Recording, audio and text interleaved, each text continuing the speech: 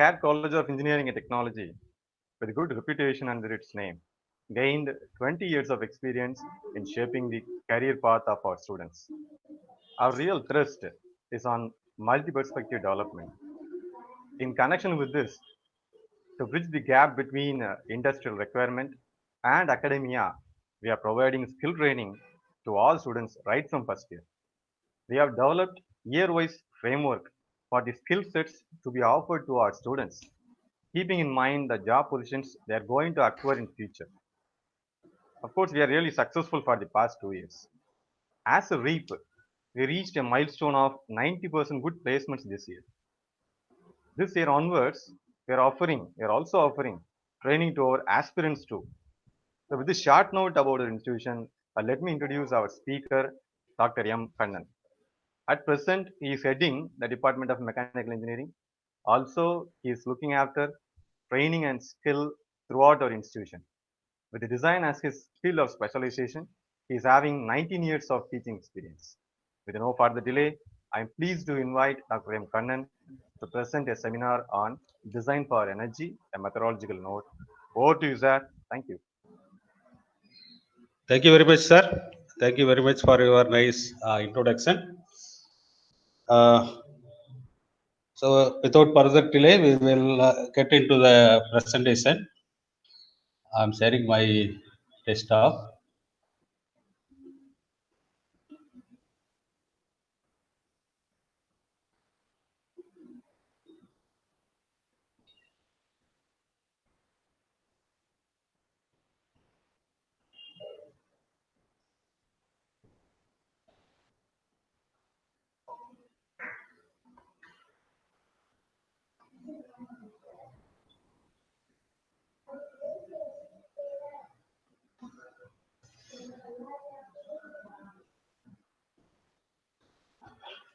Yeah, I'm Professor Kannan, presenting you Design for Energy. So, thank you very much for the introduction. I'm heading here the technical skill development, where I'm leading a very competent group of people who develops engineering skill for the core placement, and we are very much successful in that. And apart from this, we have a placement training cell also that will be headed by Professor Alvin. Regarding presentation, so we have a mixture of participants ranging from students to professors and industrialists. So the presentation will be up in a mixed nature. So we will start with basic concepts, and we will take towards the research level.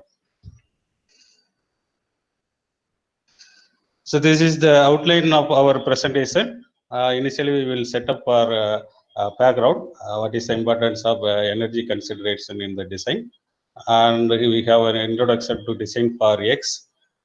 Then we will jump into design for energy guidelines, how to bring in lightweightness in the product, and how to address the energy losses by incorporating design features so that we will maximize the energy saving. Similarly, we will take on the consideration regarding energy diversion and renewability. Then incorporating energy saving facilitator like how IoT or the electronic control systems that will help in energy saving. Then we will take on energy methodology, and the very specific concepts will be design factors. What are the design criteria we will consider so that the energy consumption in the product would be minimized. And then the methodology, then the latest tools and techniques that is available to make the design happen towards energy efficiency. And very last, we will present it on our research areas and the student for the further investigation and further expansioning of our knowledge. Let us take on what is energy and energy efficiency. So energy, you all know, ability to do work. But with respect to our design for energy, the definition could be the ability to move an object, as all the mechanical systems will have conversion of energy from one form to another form, or transmitting the energy from one place to another place. So in that respect, energy efficiency means using less energy to perform the same task. Right. So here we will manipulate only the input energy, that is nothing but the manipulators or the system which will drive the outputs. Rather than the output will be keep as it is, so that by minimizing the energy, by adjusting our design focus like mass of the energy or the system component, the efficiency will be right. So the benefits of use energy, here we have two types of energy. One in any product, one will be the operational energy while we are spending on making the machine functioning. The other will be placed in the manufacturing phase. So we will consider only the use energy, as it will lower our cost in many aspects, like in our household items, in overall economics. If you ask me, gentlemen, is the design for energy is new? My answer will be it is a big no only. Right? It has been already practiced in many areas, in many technologies like wireless sensor network, satellites. So there and all, the power the requirement will be very critical, as they will be supported by battery operated things, so that the energy consciousness will be in the product always. And in the power industries or power equipments, it is being practiced, and we all know that the ACs are coming with this 5-star, 3-star rating. The rating will actually talks about energy efficiency ratio for a different operating condition. What is the energy consumption that a device will produce? Of course, in the automobile, now all the automobiles are displaying the average mileage. So how much of fuel I am spending to cross a particular distance. Then the big question lies here: how to build energy efficient machines? That is what a mechanical system. How to bring in energy efficiency in the mechanical systems? That is what the thing we are going to take on, and you will get the answer for this question at the end of this webinar. So here we'll take an introduction to design for X. See, all the products, whether it is an industrial product or house home appliances, whatever it's so, they are all designed for functionalities. So without function, no product will be there. So function and performance will be the very dominant aspect that consider in any product. Then we will go for manufacturability aspect and cost to push the product in the market. Then we will obviously we will have a question. Then what for the design for robustness? What is why we have design for assembly, design for manufacturing? So these are all called different levels of design engineering. So we will incorporate few aspects or few attributes in the design, so that particular aspects will be enhanced. So that is what the concept of design for X. So design for energy minimization is one of that such aspect. So we will try to incorporate energy consciousness at the very beginning of the design process, together with the functional performance, manufacturability, and cost. The question in front of us when we take on design for energy will be very simple: whether we are going to make a different product that fulfill a particular function or the same function. Like, see, you are seeing here the mail. Earlier we will communicate messages through postcards, which will be carried by now few months. So we will spend a lot of energy one place, transfer a message from one place to other place. But now we have a Gmail. You can simply type in the laptop, and you can by putting a simple click, you can the message can reach any far distance. So this is one way to reduce the energy. But the question in front of us is, we have a huge number of products. So how we are going to make the same product in different way? This is another question. Mostly in all the industrial practice, redesign will be the concept, mostly will be used for the product development. So here the thing what we can consider is doing the same task, a same operation, or same function with less energy. That is one option. Or else we can go for use the same amount of energy, but producing more useful product or higher value product. So we will use the same energy, but that will give you more functionalities and more additional aspects. The other thing will be redefining the task itself so that the energy could be minimized. And of course, we have a question on whether we are going for the entire product or part of product. It depends on when we are going for a new product, we can consider the entire product itself. But when we are going for a sense of redesign, the part of product could be addressed, which will be critical, that will be taken first. So when we consider redesign of products for the energy, we have to have a perspective that rather than looking the object or the product as a artifacts, we have to consider at function level, so that any function can be done with different level of principles or different principles, so that which principle will give you a minimum energy consumption can be adopted. That is what the basics of redesign of existing product. So here, imposing of energy efficiency requirement to the product in the design phase would result in a higher rate of development of energy efficiency attitudes. We will take on a few case studies so that we will understand this one. See, here it is suppose Rexroth, they are manufacturer of many machinery supplements or components. So here I am presenting their slides, right, linear slide. So their mantra will be loss of power is loss of money. So they try to bring in a combination of ceiling, energy recovery, and energy and demand aspect in their product. So it will give you low friction ceiling that will resides between the runner block and the rail, so that the energy requirement those part will be much reduced. And also they consider a lightweight material so that the overall inertial forces and inertial impact could be reduced.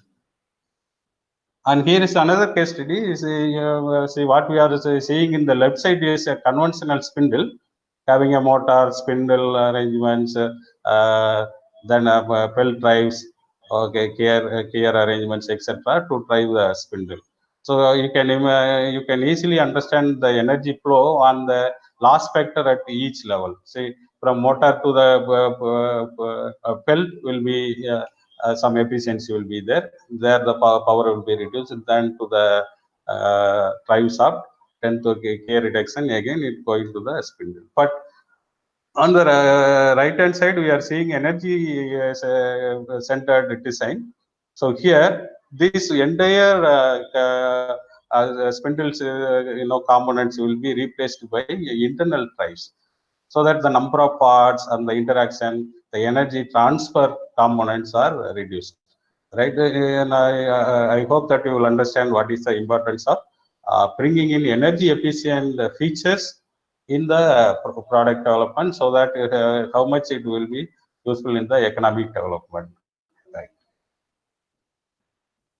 So the challenge here will be how we are going to define our specification, product specification, whether we are going for an aspirational specification or modest specification. See, whenever we trying to have significant energy saving, we must have a significant design changes. So that is what I mean aspirational specification. On the other hand, we can also have modest specification will be of a step-by-step improvement, taking one component at a time and try to improve the efficiency. So the thing will be where the balance we struck, right? And you are seeing a very good picture here, energy efficiency fundamental, and I will use these pictures to explain it. By taking an automobile example, so you can see that automobiles are working on materials so that the mileage could be increased. So their first choice will be bringing in light materials in the design. Second thing they are working on is powertrain. So that is what our focus also. So working on the power drives, minimizing the energies or taking any excess energy as and renew it. Those aspects will be very much useful in reducing again the energy consumption. The other thing will be optimizing your component for either material or power consumption, or integration of electrical power control units, so that we can have a dynamic control over the power. So these are all the aspects that will be end up in energy efficiency. So in a nutshell, I can put you energy-centered design will consider energy reduction by incorporating low energy components, by adopting newer principles. Then now material in the light side, you can see that see a metal gear will be replaced by plastic, and you can imagine it, how much it will reduce energy. The lubrication aspects will be reduced. So that is what how to bring in low energy component to any design, a lighter design, or bringing in energy for sufficiency. Those are all the aspects we can consider. And in the other sense, see here in the left we have a windmill that is mounted in a floating balloon. So it is in entirely a different principle. How to make the windmill structure eliminated. So that will be a huge structure. We have to manufacture, transport, erect it, and so on. The other aspects of the energy performance enhancement, once we are not able to take an low energy component, we will try to reduce the losses, divert the excess energy to other tasks, or we can renew it. The very important aspect will be the facilitator. The facilitators are the one, they are not involved directly in the energy reduction. Rather, that will be a power management tool, or the control system, which will dynamically manage the power supply, having monitoring and control over the entire product. So these are all the important aspects we supposed to consider in energy centered design. Here I am presenting you design for energy guidelines. This is not the full set. As far as my that will reduce the energy flow losses. So the aspect which will be try to reduce the energy losses. Like vibration arrestor or frictions could be incorporated. Then we shall also consider how to use the waste energy, either by recovery or by diverting them. So that is what I am presenting here. So any loss could be either recovered or it could be directed to the other function. To reduce the energy losses, like vibration arrestor or frictions could be incorporated. Then we shall also consider how to use the waste energy, either by recovery or by diverting them. So that is what I am presenting here. So any loss could be either recovered. Here the energy losses.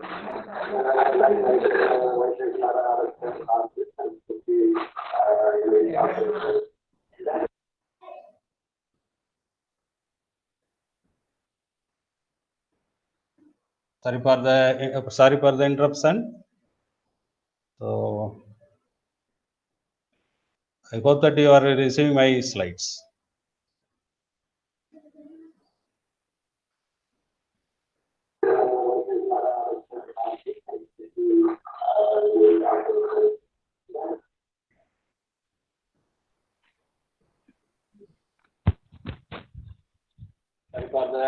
Sorry for the interruption. So both of you are receiving my slides.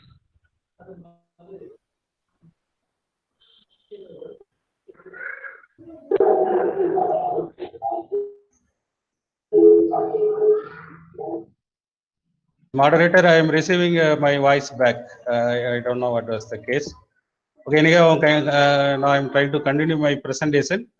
So these are the energy guidelines that we will consider in the design aspect. So I will present you two case studies, how we can incorporate some features that will reduce the energy consumption. One will be incorporating force flow smoothing element. See here, this is a soft mounting arrangement. We have so these are the energy taillights. See here, I have different features. So first choice will be taking a high load. Rather, the last feature, if I adopt this particular design, the load distribution over the soft will be minimum, so that a lighter material could be considered here. So these are all called design feature, how we can things that could be adopted in the design to minimize the energy consumption through material, lighter materials. And here is the spore splitting features. See, I'm presenting a spindle. This is what we are working currently. A spindle that adapted for medium scale lathe. So here we are finding two gear arrangements.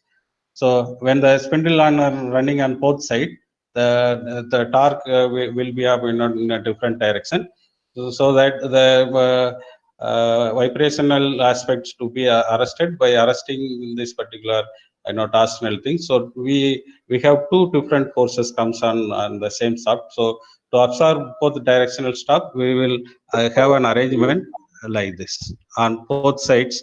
See, this thing will be taking the force on this direction. Excuse me, sir. Your presentation is not visible. Kindly make it, sir. Sir, I'm sometime I'm getting back my voice right now. Yeah. Okay. So my slides are not visible to you? Yes, sir. Yes, sir. Okay. Thank you. Initially, the slides was not changed. Now you are getting it? Yes, sir. Make it as F5. Okay, that I will take. Yeah, thank you. Shift F5. Yeah, thank you, sir. Thank you, sir. Thank you. So this is what the thing I have started explaining, that is how to bring in energy design features. So what you are seeing is a soft mounting where we have different options. So first option was very simple, where the peak load you can observe, it is huge. Okay, rather in the last arrangement, what we are seeing is very uniformly distributed load, and also you can find the magnitude how these loads are being reduced. So compare with this one. So there's a soft material could be now even lighter than if you go adopt this particular feature in going for this feature. So that is how we can bring in the energy efficiency. So similarly, here is the force splitting option. When we have a different directional load, we can adopt different features that will absorb the things, so that the vibrational stability or things will be increased. And these are the guidelines how we can save energy by going for light material. So this is what the industries are currently concentrating. So selection of suitable material, adapting a principle of shorter force transmission path. So we can bring in those aspects so that the force transmission will be limited and also smooth. So that the stresses on the material will be minimized. When the excess stresses are minimized or excess load will be minimized, the material could be used either will be thinner or it would be a lighter. So our selection of best sectioning, uploading, or distributing and channelizing the flow effectively. That is what I saw in the previous slide also. Or adapting integral construction of the functions and others, so that try to minimize the force flow and as far as possible try to keep the force transmission path minimal, will lead to save energy in terms of material. So when the material saved, it directly influences the inertial forces and frictional forces, and you know that. So whenever the inertial forces are reduced, then the force required to drive the systems will be minimized. So that is how the lighter materials are helped in design. And this is the selection procedure when we adopt design for energy will be applied. Are there materials? We will question this in the selection process. Are there materials that satisfy the product energy design requirements? The product energy design requirements will be minimum.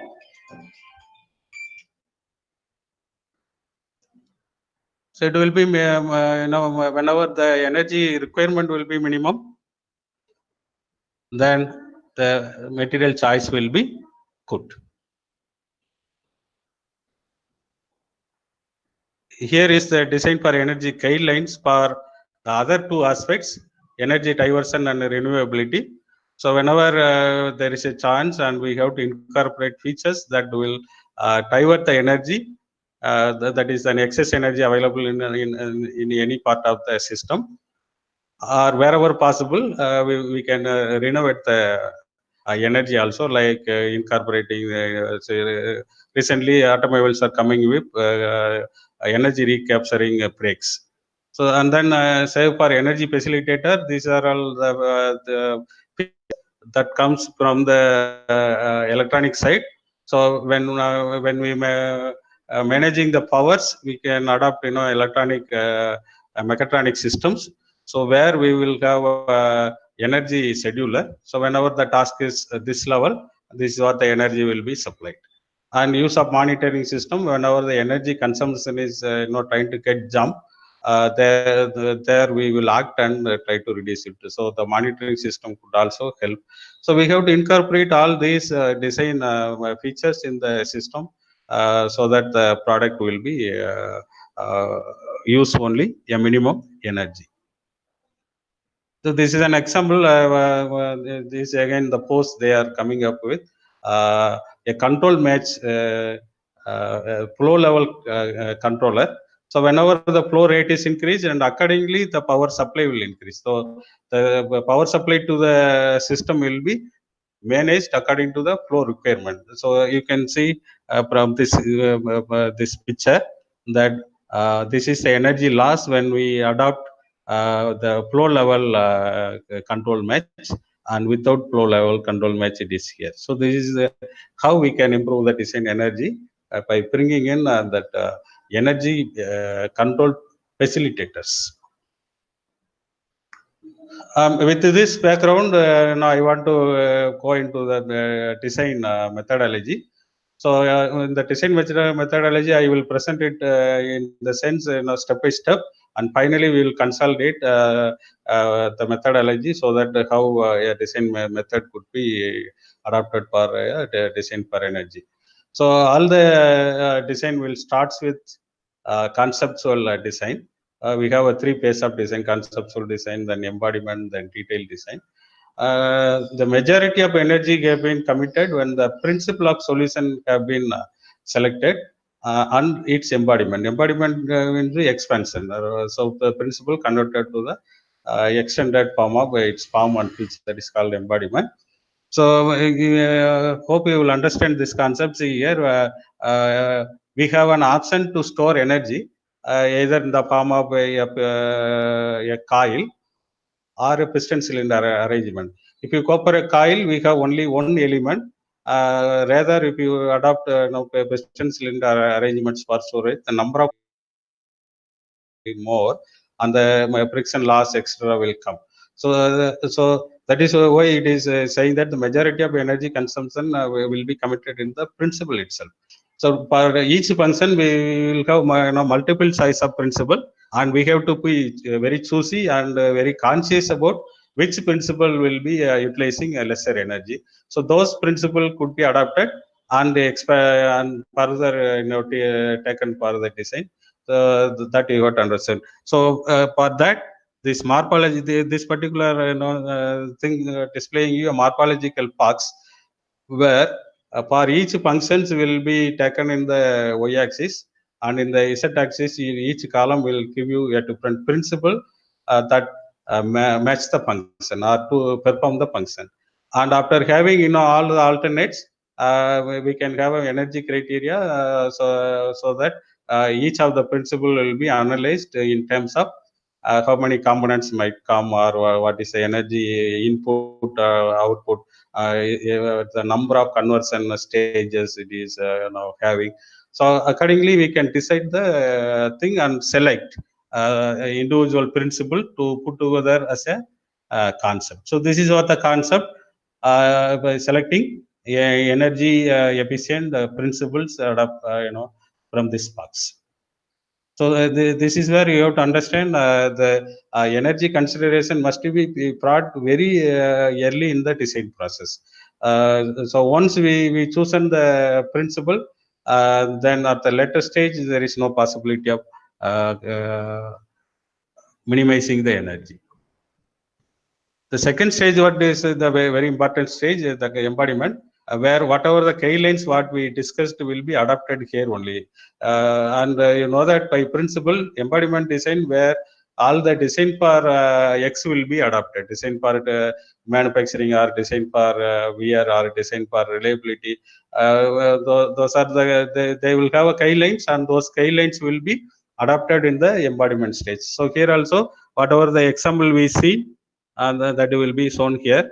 So how it could be used to arrest the excess energy consumption, so that the system will be.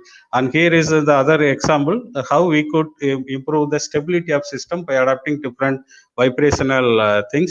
So we have a choice. So which you are choosing will obviously dictate your energy of operation. So if you take a very rigid and very simple vibration control element, then the loss will be more. Rather, if you take the kind of complex things, so that all the pumps of vibration will be arrested, so that the loss will be minimum. In the detailed design phase, we don't have much scope for energy consideration. So here we only list down all the final pump and the shape, dimension, etc., and the production drawing will be generated.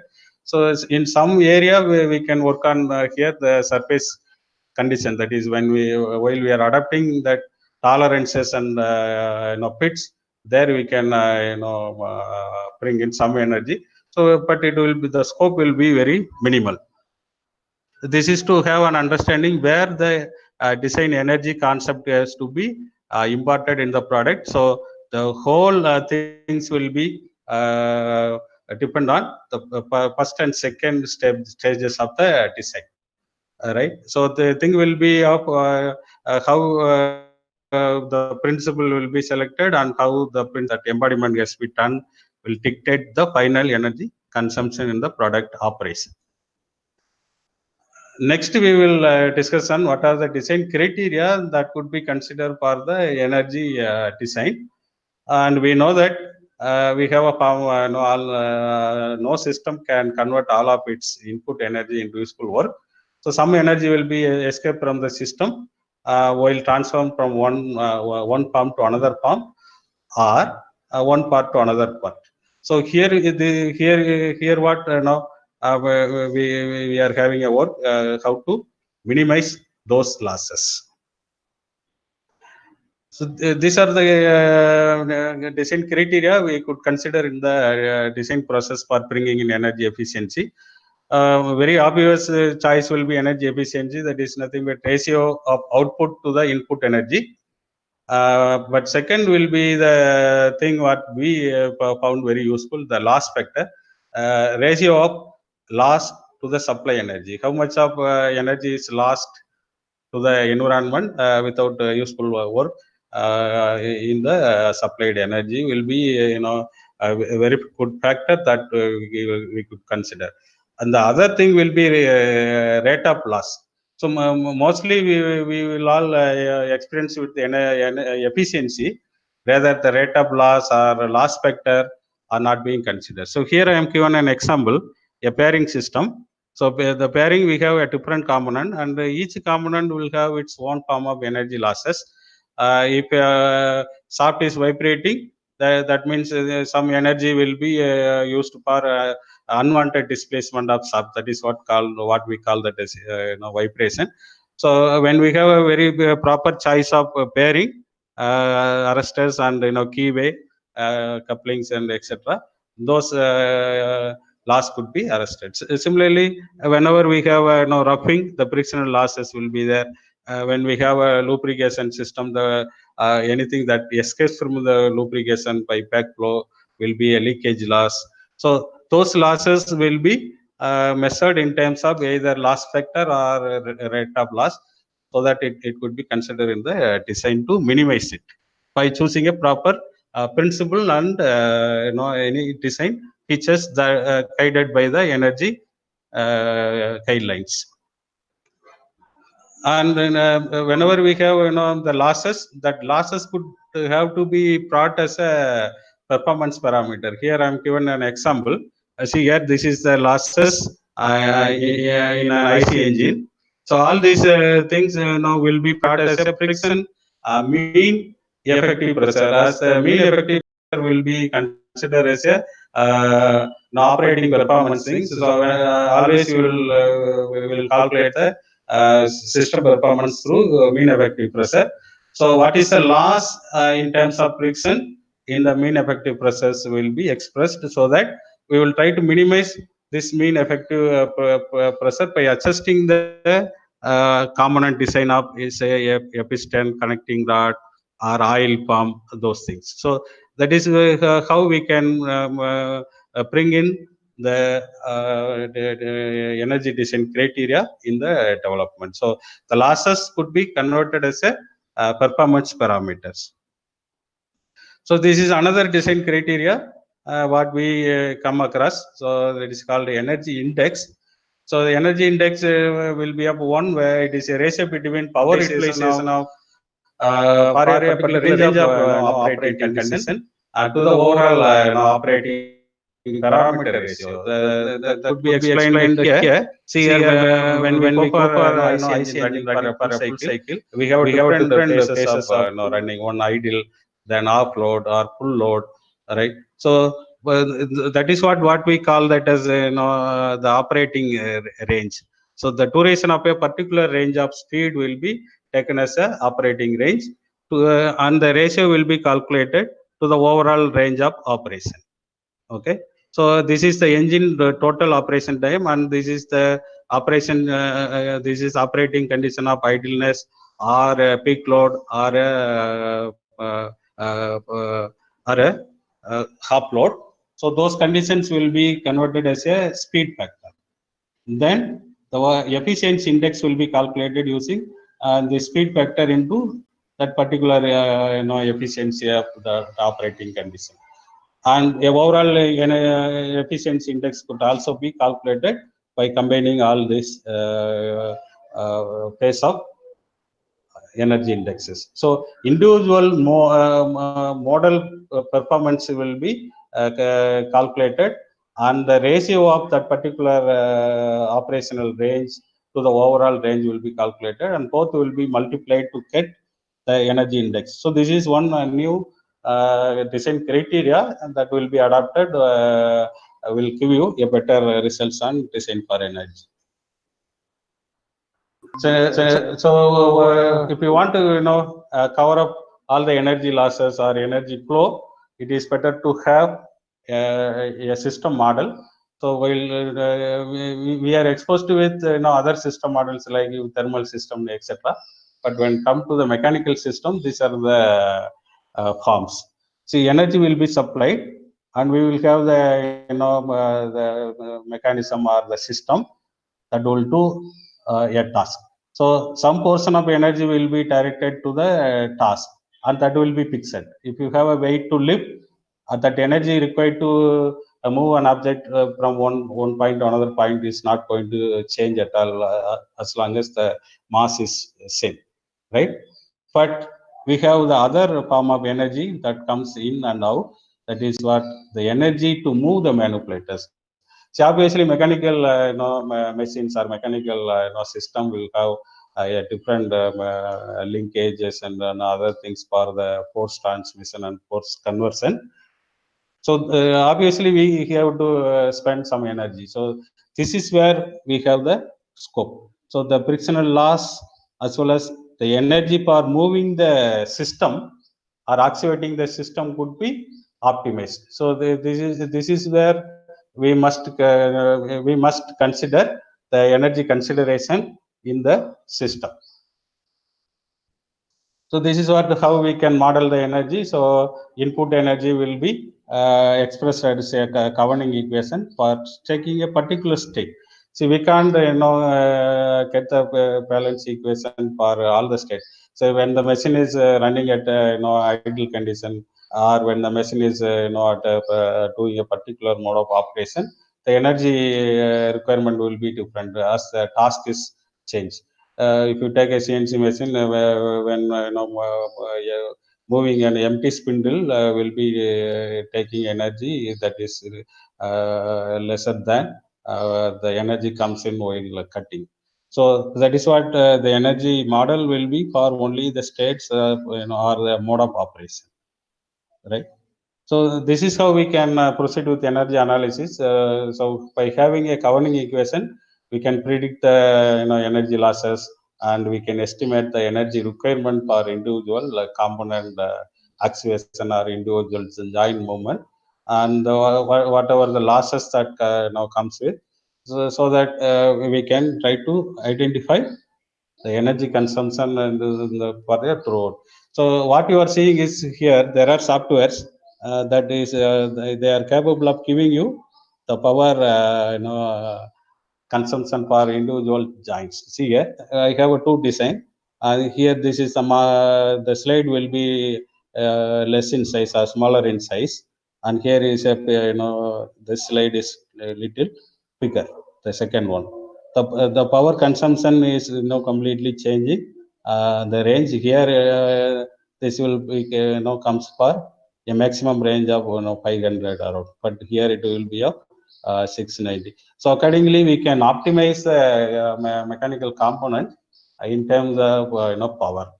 So for that, for individual operational mode will be simulated, and the energy will be calculated by having that energy governing equation.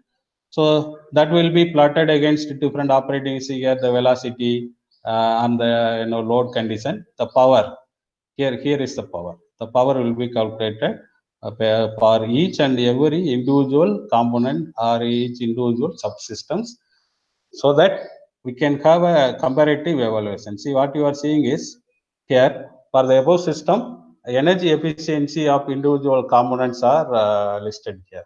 So whichever having lowest energy or less energy efficiency, or that energy index, those could be taken for redesign and improved, right?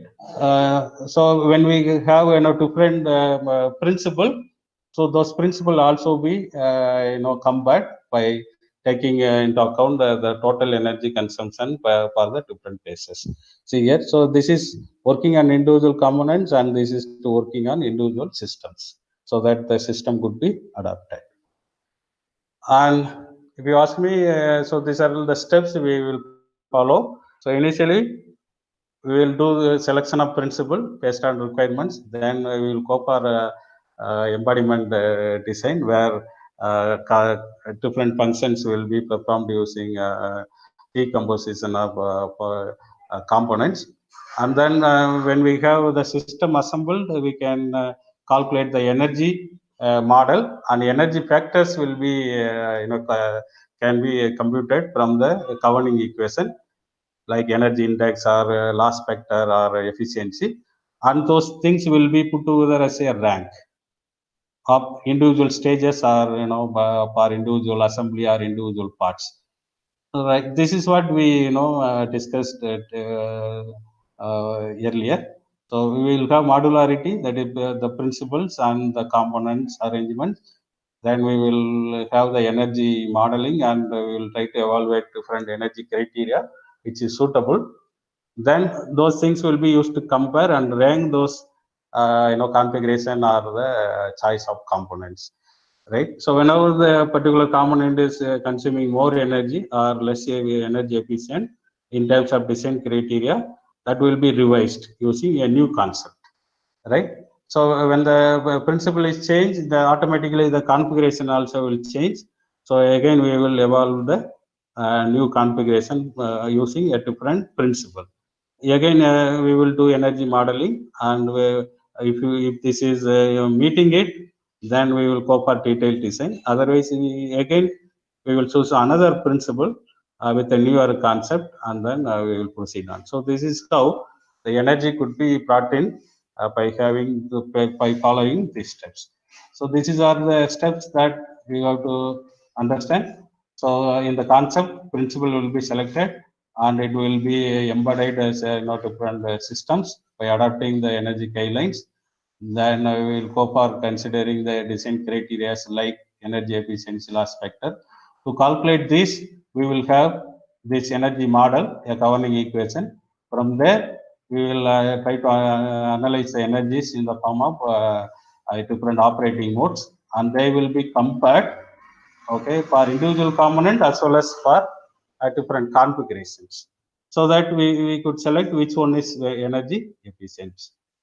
So this is put together. This is the design methodology, how we can brought in design for efficiency.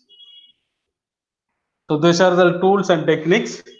So initially, I prepared the slides for 1.5 hours, but as the presentation our duration is limited to 1 hour, so we are not able to elaborate on all the tools that is available to support the design for energy.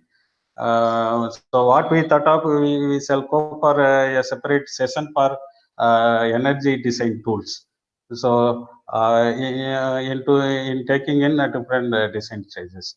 See here, I just given you only the list of tools and technique that could help in design for energy.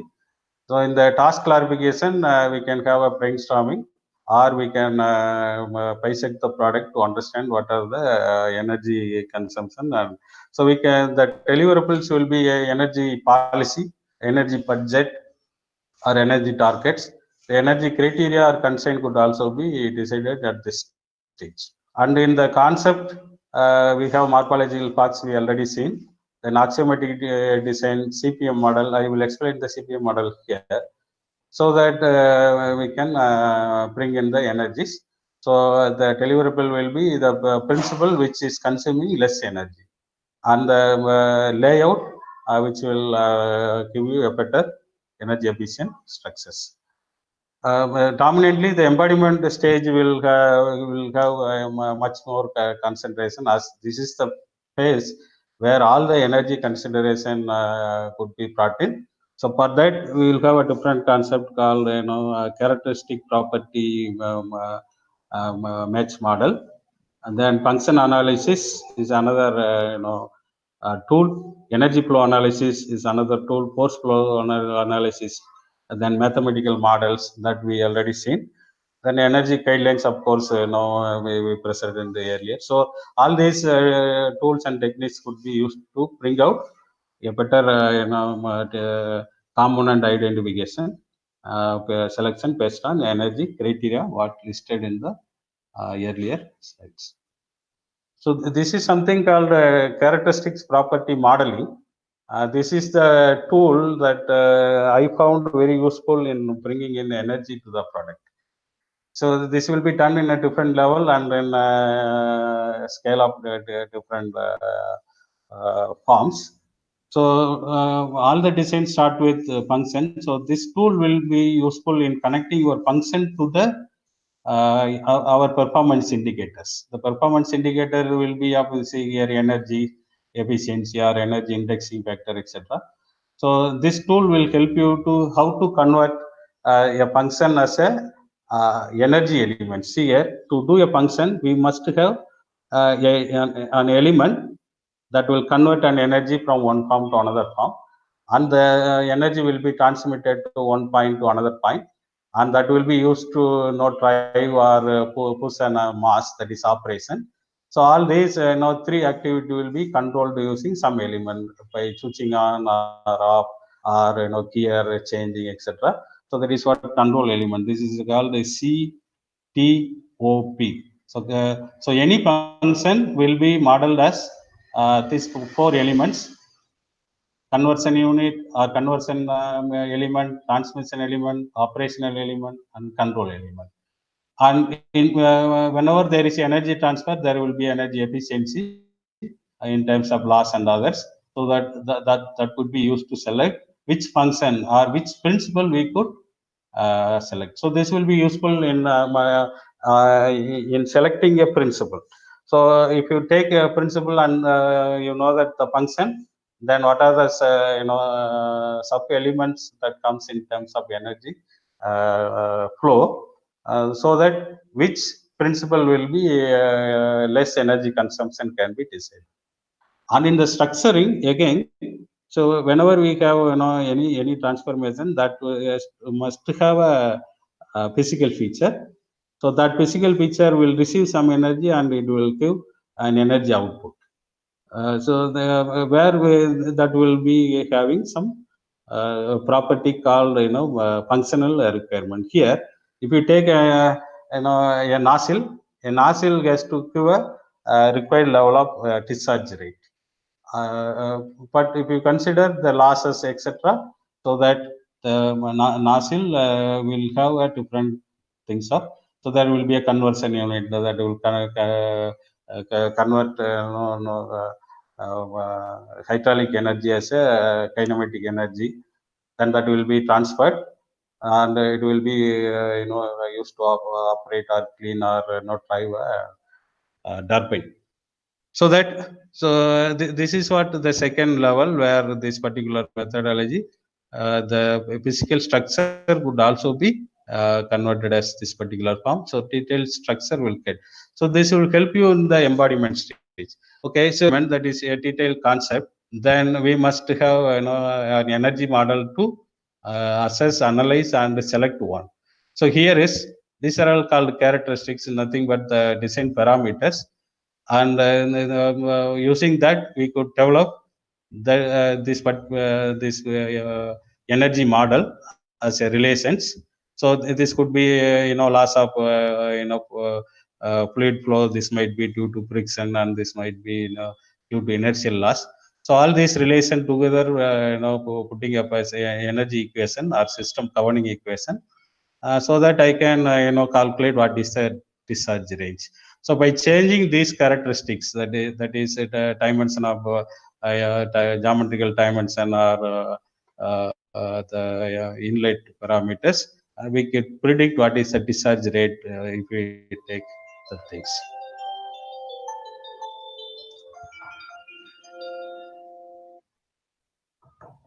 So this is one tool I found very useful, and I explained here. I hope that this has a scope for research also. This is an example. So here we came to our end of session. So I'm presenting a research component. So design for energy efficiency will have different aspects to address. So one will be of shape and topology optimization wherever possible. It will help you to reduce the mass in total. Then alternate material. See, these two are different. This will talks about lighter material, and this is once you even choose a material, after choosing a material, how we can minimize the material in terms of force flow. Then they brought out of a newer principle for different products, so that the energy will be minimized. Or we can have energy estimate models we can develop, or a software that predict the energy could also be one research aspect. Then energy audit for the present system could be done for all the components and existing product. We can do energy audit so that how they are performing in terms of energy. So what is the scope for improvement could be assessed. Then energy renewing features, energy diversion features, then energy wastage reduction techniques. In facilitators, we will have this aspect: power modularity and control, dynamic power management tools, energy monitoring tools could be developed and incorporated in the design. So these are all the research scope for with respect to design for energy minimization. I hope that interested people can think of this direction to explore more. As the students are also there in the webinar, so I've listed few student projects you could consider in your final year projects or on your own interest. You can do it. So energy analysis of existing component or module or system could be done. So and also you can propose energy efficiency improvement aspects. Then study of energy related characteristics of drive systems like belt drives and then others that would be useful in modeling a better mathematical model of those elements, so that it will improve the energy flow analysis. Then use of optimization to improve the energy efficiency in terms of at the system level or component level. Energy reduction through energy analysis and redesign, that also one possible project you can take on. Energy recovery and reuse would be one. And if any electrical students are there, that you can work on novel control techniques in terms of power, dynamic power management tools, so that that will emphasize on having a better efficiency control. So these are all few student projects what I could suggest. This list is not limited to this. So we came to end of our session. In conclusion, I want to make two questions and conclude the discussion. Is it necessary, that is design for energy is necessary? Then the answer would be considering the economic policy and environmental impact, I hope it is necessary. As you can imagine worldwide how many families are there, and each family how much home appliances are using, industrial product machines. So working on this particular thing obviously impact in the world economy. So it is very necessary component to consider in the design for energy. And then the other obvious question will be, is it existing? My answer will be on both. Yes. See, all of its components are addressed for energy conservation, energy efficiency improvement, and performance improvement. It is all there. Already few projects are in few direction it is there. But if you see in the overall, there is not much study on an integrated manner or efficient manner of incorporating the energy efficiency is not there. A proper methodology and tools to support design for energy is still has to evolve. So this will be my answer for thing. So that it required necessary to consider in a larger sense to develop methods or energy models to support tools, etc. So I would like to conclude my speech by asking you to do this. If you have an equipment to have energy efficiency, you can we can do repair or we can redesign, refine. At least if you start rethink on your product, you will end up with a energy efficient product. So I expect all the participants to reconsider or rethink of whatever the product we have, so that we could improve the things. Thank you for your time and patience listening. Sir. Sir, yes, sir. Here there is certain questions from the audience. Can you hear me, sir?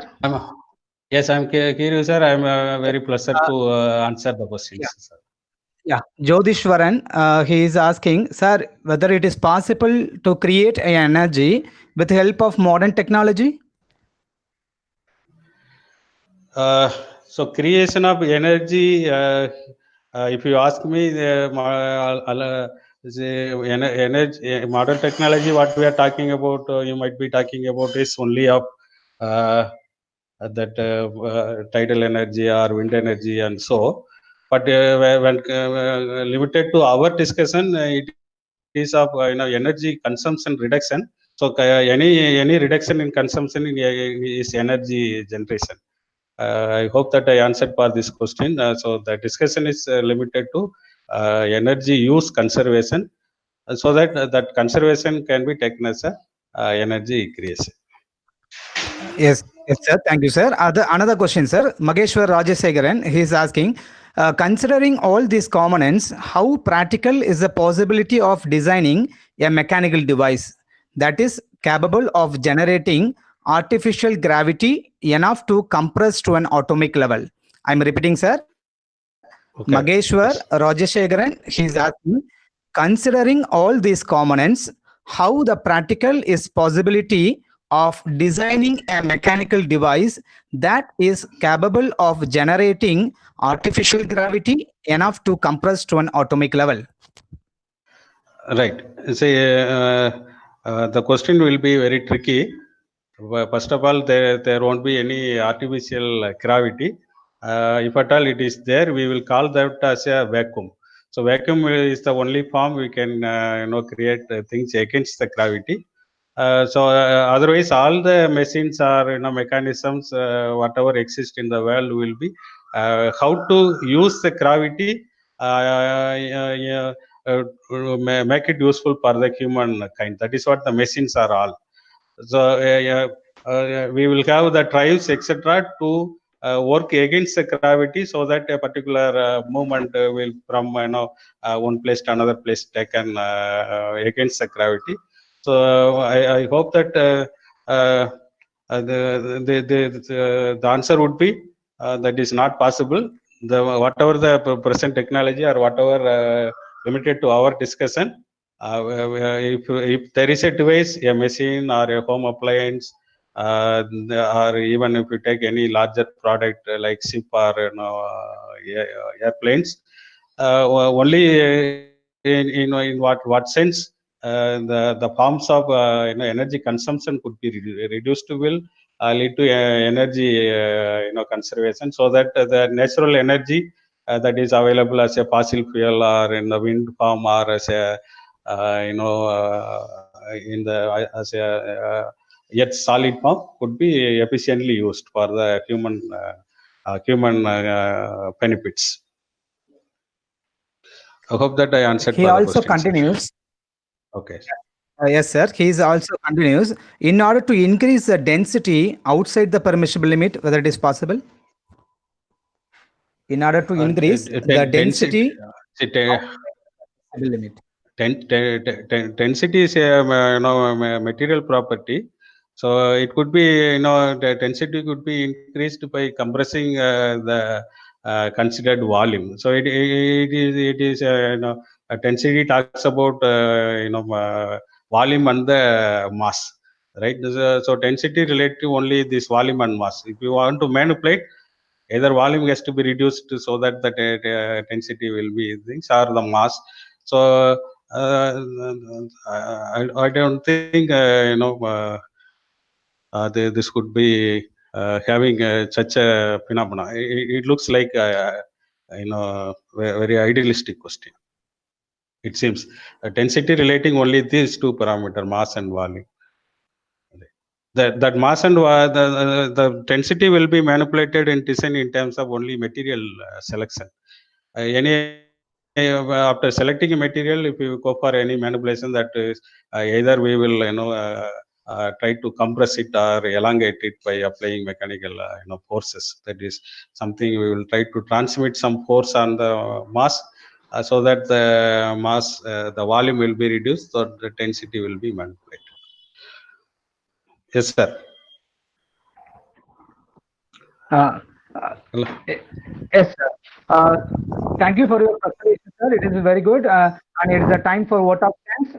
And dear participants, greetings to all. This is Dr. Sundarajan from Department of Mechanical Engineering. It's my privilege to propose a vote of thanks on this online webinar session. I, on behalf of the Department of Mechanical Engineering, extend a very hearty vote of thanks to the participants who blessed us with their presence and took out valuable time.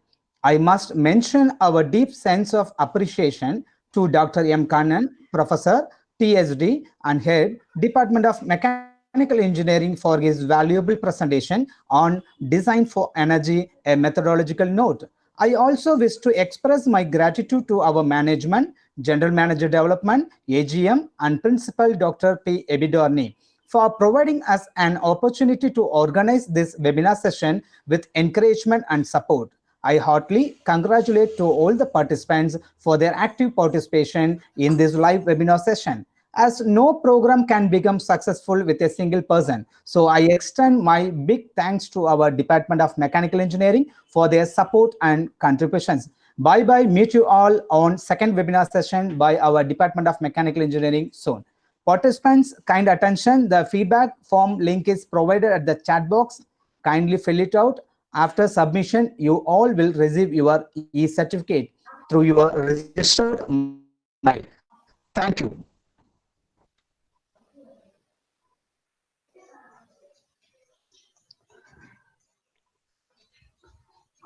Hello, moderator.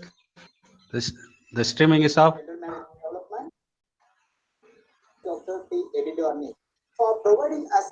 Yes, sir.